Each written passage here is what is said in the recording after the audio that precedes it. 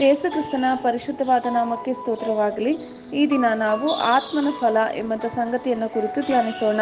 ಗಲಾತ್ಯದವರಿಗೆ ಬರೆದ ಪತ್ರಿಕೆ 5ನೇ ಅಧ್ಯಾಯ 22ರಿಂದ 25ನೇ ವಾಕ್ಯ.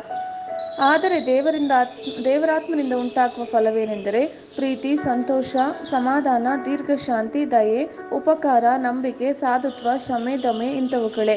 ಇಂಥವುಗಳನ್ನು ಯಾವ ಧರ್ಮಶಾಸ್ತ್ರವೂ ಆಕ್ಷೇಪಿಸುವುದಿಲ್ಲ.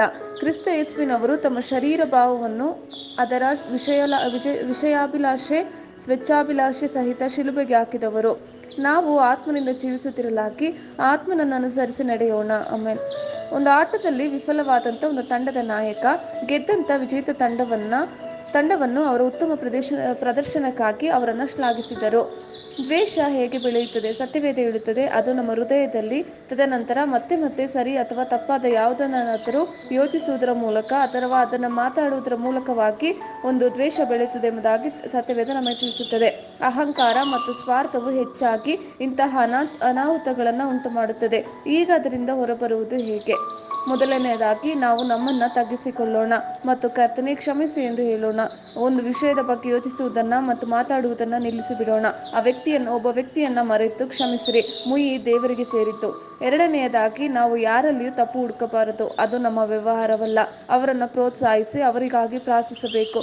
ಇತರರ ಒಂದು ಯಶಸ್ಸಿನಲ್ಲಿ ಸಂತೋಷವಾಗಿರಿ. ಉದಾರವಾದ ಹೃದಯ ಮತ್ತು ದೃಷ್ಟಿಯನ್ನು ಹೊಂದಿರಿ.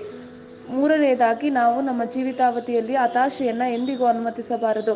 ಯೇಸು ಕ್ರಿಸ್ತನೇ ಎಲ್ಲವೂ ನಿನ್ನ ನಿಯಂತ್ರಣದಲ್ಲಿದೆ ಎಂಬುದನ್ನು ಹೇಳುವುದನ್ನು ಅಭ್ಯಾಸ ಮಾಡಿಕೊಳ್ಳಿರಿ. ನಗುವುದನ್ನು ಅಭ್ಯಾಸ ಮಾಡಿಕೊಳ್ಳಿರಿ. ಆತನು ನಮ್ಮನ್ನು ಎಂದಿಗೂ ಕೈಬಿಡುವುದಿಲ್ಲ.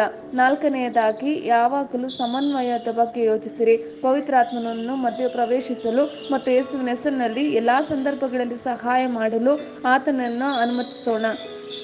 ಐದನೆಯದು ನಮ್ಮ ಗುರಿ ಮತ್ತು ದೃಷ್ಟಿಕೋನಗಳನ್ನು ಅನುಸರಿಸುವುದಕ್ಕೆ ಆದ್ಯತೆ ನೀಡುವುದು. ಇದು ನಮ್ಮ ಗುರಿಗಳನ್ನು ಅನುಸರಿಸುವುದನ್ನು ತಡೆಯಲು ವೈರ್ಯ ಯೋಜನೆಗಳಾಗಿದೆ. ನಿಮ್ಮ ದೇವರು ನೀಡಿದ ಯೋಜನೆ ಮತ್ತು ಉದ್ದೇಶದಲ್ಲಿ ದೃಷ್ಟಿ ಇಡ್ರಿ. ಯೇಸುವಿನ ಹೆಸರಿನಲ್ಲಿ ನಮ್ಮನ್ನು ದೇವರ ಯೋಜನೆಯನ್ನು ಮಾಡದಂತೆ ತಡೆಯಲು ಯಾವುದೇ ಶಕ್ತಿಗೂ ಸಾಧ್ಯವಿಲ್ಲ. ಆಮೆನ್. ಪರಸ್ಪರ ಸೇವೆ ಮಾಡೋಣ. ಒಬ್ಬರಿಗೊಬ್ಬರು ಸಹಾಯ ಮಾಡೋಣ. ಗಲಾತ್ಯದವರಿಗೆ ಬರೆದ ಪತ್ರಿಕೆ 5ನೇ ಅಧ್ಯಾಯ 13ರಿಂದ 15ನೇ ವಾಕ್ಯ. ಸಹೋದರರೇ, ನೀವು ಸ್ವತಂತ್ರರಾಗಿರಬೇಕೆಂದು ದೇವರು ನಿಮ್ಮನ್ನು ಕರೆದನು.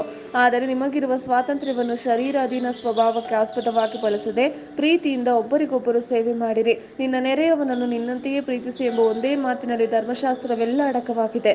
ಆದರೆ ನೀವು ಒಬ್ಬರನ್ನೊಬ್ಬರು ಕಚ್ಚಿ ಹರಕೊಂಡು ನುಂಗುವವರಾದರೆ ಒಬ್ಬರಿಂದೊಬ್ಬರು ನಾಶವಾದೀರಿ. ನೋಡಿರಿ. ಆಮೆನ್. ಯೇಸು ಕ್ರಿಸ್ತನ ಕೃಪೆ ನಿಮ್ಮೆಲ್ಲರೊಂದಿಗಿರಲಿ.